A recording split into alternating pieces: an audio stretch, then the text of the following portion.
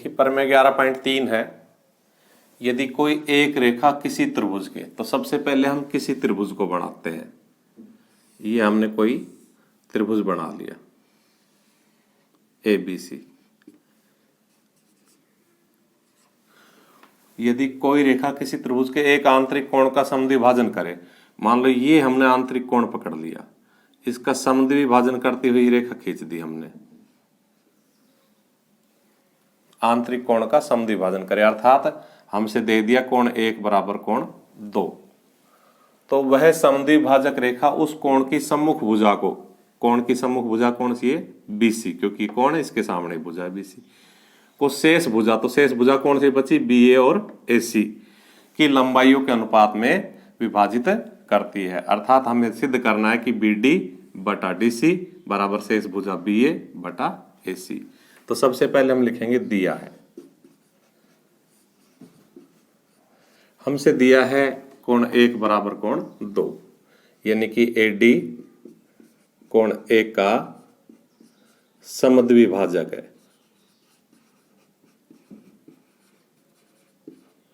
अर्थात कोण 1 बराबर कोण 2। ये तो हमसे दिया है, तो हमें क्या सिद्ध करना है? सिद्ध करना है,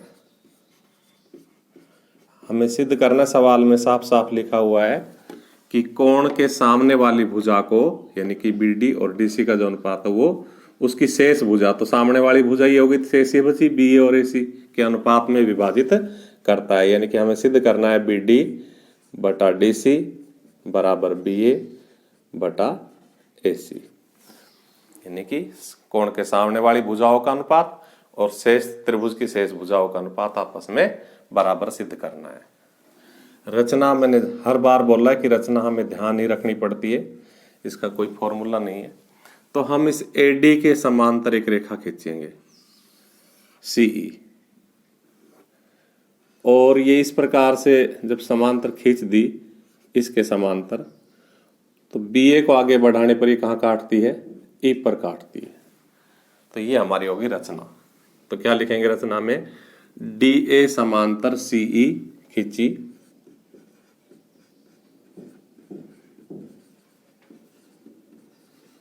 जो बढ़ी हुई BA को कहाँ काटती है? E पर काटती है। बढ़ी हुई BA को E पर काटती है।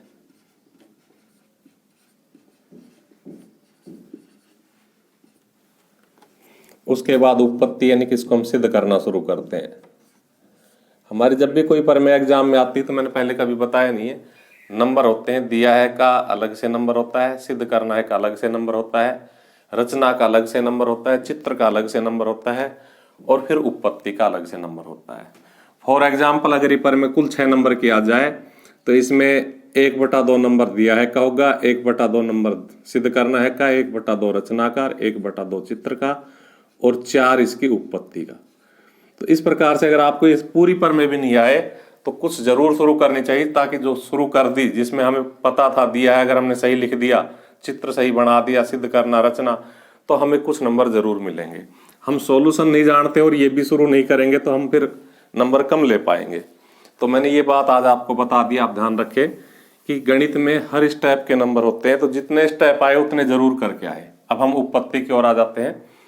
तो देखिए, हमें सिद्ध करना है BD बटा DC बराबर BA बटा AC। तो हमने अभी तक थेल्स प्रमेय और थेल्स प्रमेय का विलोम और थेल्स प्रमेय पर आधारित बहुत सवाल किए हैं, तो हम वही लौट के आ जाते हैं वापस। देखो, ये एक त्रिभुज है जिसपे मेरा मार्कर जा रहा है BCEB, और इस त्रिभुज में ये एक भुजा है, और इस भुजा के समांतर ये हमने रचना में खींच रखी है। अतः यह थेल्स प्रमेय लग जाएगी कि BD बटा DC बराबर BA बटा AE, यानी कि जो हमें सिद्ध करना है उसका BD भी आ रहा है, बटा DC भी आ रहा है, BA भी आ रहा है, और AC नहीं आ रहा है। AC की जगह क्या आ रहा है? AE आ रहा है।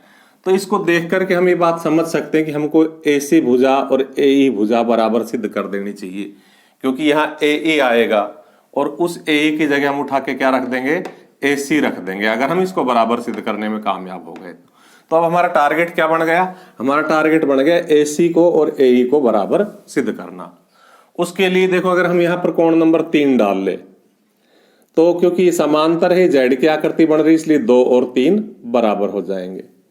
और इसी प्रकार से अगर कोई दो समांतर रेखाएं हो और उनको तिर्यक रेखा ऐसे काटे तो ये और ये संगत कोण होते हैं और ये बराबर हो जाते हैं। तो ठीक जैसे 4 और कोण 1 आपस में संगत कोण है। तो इस प्रकार से हमारे पास कई रिलेशन आ जाएंगे। 1 बराबर 2 हमसे दिया है, 1 बराबर 4 संगत कोण, 2 बराबर 3 एकांतर कोण, और इन सब से मिलाकर के हम सिद्ध कर देंगे कोण 3 बराबर कोण 4। में लिख लिख के करूंगा। और जैसे केवल इस त्रिभुज की बात कर रहा हूं ACE की, जैसे त्रिभुज ACE में 3 और 4 बराबर होंगे तो 4 के सामने की भुजा AC और 3 के सामने की भुजा AE बराबर हो जाएगी, जो कि हमारा टारगेट है। तो इस प्रकार से अब हम इसकी उत्पत्ति लिखना शुरू करते हैं। तो हम शुरुआत कहां से करेंगे? शुरुआत हम करेंगे कोण 1 बराबर कोण 2, ये हमसे दिया हुआ है और इस पे 1 नंबर डाल देंगे। फिर हम बताएंगे कि DA समांतर CE और AC तिर्यक रेखा है। DA समांतर CE व AC तिर्यक रेखा है।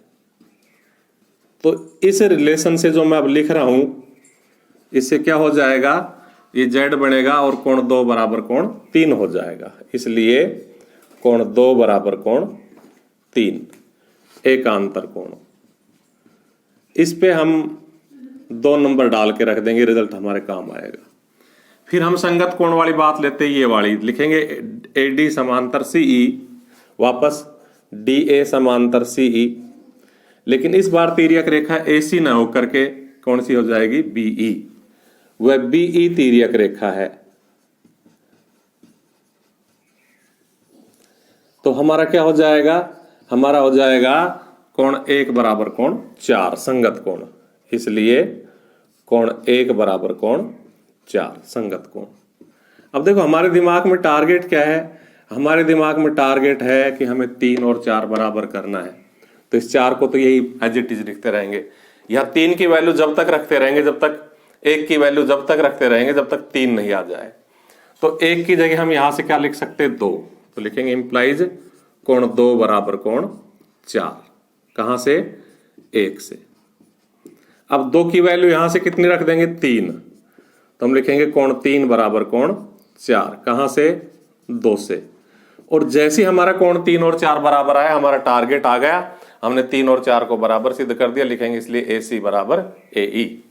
लिखेंगे इंप्लाइज AC बराबर AE। और यही हम चाह रहे थे। क्यों? समान कोणों की सम्मुख भुजाएं, समान कोणों की सम्मुख भुजाएं।